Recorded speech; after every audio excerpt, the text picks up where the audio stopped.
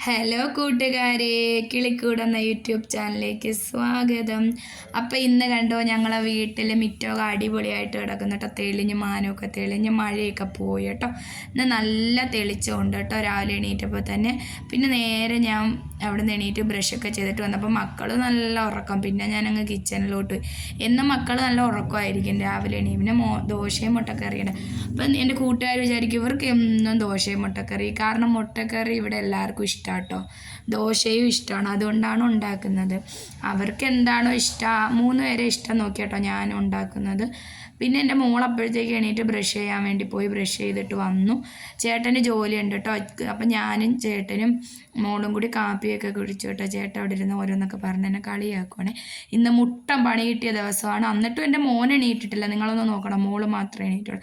പിന്നെ ഞാൻ വന്ന് ചോറിന് അരി കഴുകിയിട്ട് വെള്ളം തിളപ്പിക്കാൻ വെച്ച്. ഇനിയാണ് എനിക്ക് മുട്ടൻ പണി കിട്ടിയത് മക്കളെ.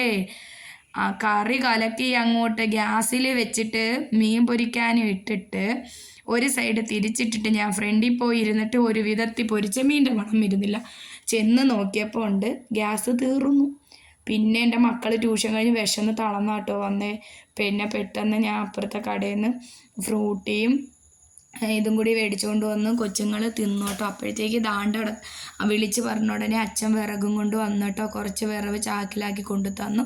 പിന്നെ ഞാൻ അടുപ്പങ്ങ് കത്തിച്ചു. പിന്നെ ഈ മീൻകറിയും പൊരിച്ച മീനെല്ലാം അടുപ്പിലോട്ടാക്കി വെച്ചു. ഞാനും മക്കൾ 4 മണിയായപ്പോഴാട്ടോ ആഹാരം ചോറ് കഴിച്ചത്. പിന്നെ ഞാൻ വന്ന് അടുപ്പൊക്കെ ക്ലീൻ ചെയ്തു, പാത്രങ്ങളെല്ലാം കഴുകി. കാരണം 4 മണിയായല്ലോ ചോറ് കഴിച്ചപ്പോൾ. പിന്നെ ആ ക്ലീനിങ് എല്ലാം കഴിഞ്ഞു. തൂത്തൊക്കെ വാരി. അപ്പോഴത്തേക്ക് മോള് പറഞ്ഞു, കാരണം ഇന്നെല്ലാം താമസിച്ചു പോയി കേട്ടോ. ഞങ്ങൾ മൊത്തത്തിൽ കീഴ്മേഴ് മറിഞ്ഞു കൂട്ടുകാരെ. പിന്നെ എൻ്റെ മോള് പോയി വിളക്ക് കഴിക്കാൻ. അപ്പോഴത്തേക്ക് ചേട്ടൻ വന്നു കേട്ടോ. ചേട്ടൻ വന്ന ഉടനെ ചേട്ടൻ ഡ്രസ്സ് മാറിയിട്ട് ഇതുവരെ ചെടിയൊക്കെ വെച്ച് പിടിപ്പിച്ചിട്ടുണ്ടല്ലോ, അവിടെ എല്ലാം വൃത്തിയാക്കാൻ വേണ്ടി പോയി. ആ സമയം കൊണ്ട് മോള് വിളക്ക് തേച്ചു. അപ്പോൾ മോളങ്ങ് വിളക്കൊരുക്കാമെന്ന് പറഞ്ഞു കേട്ടോ. പിന്നെ ചേട്ടനാണ്, ഞാൻ കുറേ കറ്റാർവാഴ നട്ടിട്ടുണ്ട് കേട്ടോ. പക്ഷേ കറ്റാർവാഴ ഉണ്ട്, പക്ഷെ ഞാനതിൽ നിന്ന് ഒരെണ്ണം പോലും എടുക്കൂല. എൻ്റെ ചേട്ടൻ എപ്പോഴും ചോദിക്കും എന്താ നീ കറ്റാർവാഴ പിച്ചാത്തിന്. എനിക്കത് അങ്ങനെ നിൽക്കുന്നത് കാണാൻ ഭയങ്കര രസമാണ് കേട്ടോ. പിന്നെ ഈ വീഡിയോ കണ്ടുകൊണ്ടിരിക്കുമ്പോൾ എൻ്റെ കൂട്ടുകാർക്ക് ഇഷ്ടപ്പെടുവാണെങ്കിൽ ലൈക്ക് ചെയ്യുക, ഷെയർ ചെയ്യുക, കമൻറ്റ് ചെയ്യുക, സബ്സ്ക്രൈബ് ചെയ്യുക കേട്ടോ.